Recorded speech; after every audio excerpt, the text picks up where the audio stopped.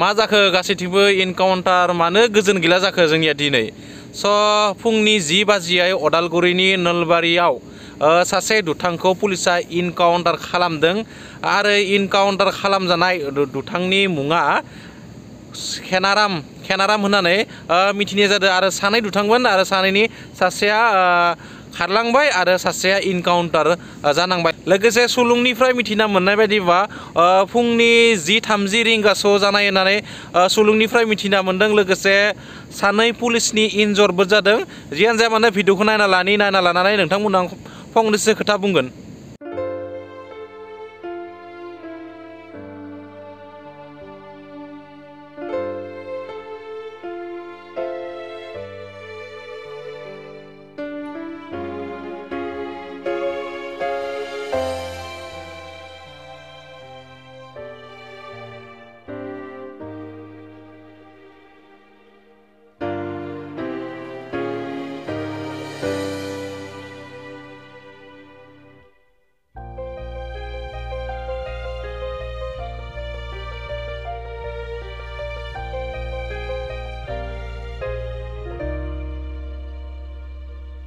बेनि मोनसे इम्पर्टेन्ट मेटारानो जाबाय सोलोंथाइ आरो नैथियाव जाबाय बेकार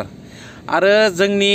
बर' रायजोआव बेकार सुबुंनि अनजिमाया बांलांबाय लोगोसे सोलोंथाइनि अनजिमाया खम जानानै दङ जायनि जाहोनाव बेफोरबायदि थासारि जोंनि बर' समाजनि गेजेरावबो जानानै दङ मानसिफोरा बेखौ गोरोन्थि सानो जेब्लासिम गभर्नमेन्ट जबखौ नागिरनानै मोना अब्ला खामानि मावनो गोनां खामानि गैला होननानै गोबाङानो सानना लायो नाथाय बे गोरोन्थि गभर्नमेन्ट जबजोंल' मानसिया थांनानै थाया मानोना दा इन्डियायाव सानना नायबा इन्डियायाव जेसेबां धोनि सुबुं दङ बयनिख्रुइबो धोनिसिन सुबुङानो बिजनेसमेन बेनिखायनो गभर्नमेन्ट जबा मोनसे पार्मानेन्ट सलुसन नङा बेनिखायनो गभर्नमेन्ट जबजों जों सोनारनाङा गावबा गाव बिजनेसनि सायाव सोनारनांगौ आरो बिजनेसाव ओरैबायदि खालामनो हायो जे नोङो लाथ्र' हायो दोनथ्र' हायो रां मोननो हायो नों जुदि बिजनेसखौ मोजाङै सोलायनो हायोबा नाथाय जोंनि समाजाव दिनै जबखौसो एकदम थोंजोङै सानो आरो गासैनोबो गभर्नमेन्ट जब नांगौ दा सानफ्रोमबो बिदि गावलाय सिलाय मार्डार सिखाव जाबाय थायोब्ला बोरै थागोन रायजो राजाफोरा नंगौना नङा बेनिखायनो आंनि भिडिअखौ जाय नायदों आं बिथांमोनखौ रिकुवेस्ट खालामो सिखाव सिथुम खावनानै जानाय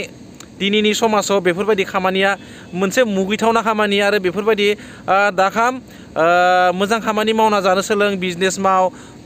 साकरि मावनो हायाखै मा जाखो सरकारा दे गासैबो सुबुंखौ साकरि होनांगोन बेयो बेसेबां साकरि ओंखारो गासैखौबो जुदि साकरि होनो गोनांबा सरकारा बेथ' जानाय नङा बे खोथाया गोरोन्थि जागोन नंगौना नङा बेनिखायनो गावबा गाव बिजनेसाव आगान होनो नाजा आरो बिजनेस मावनो नाजा जियानो जा माने भिडिअखौ बाय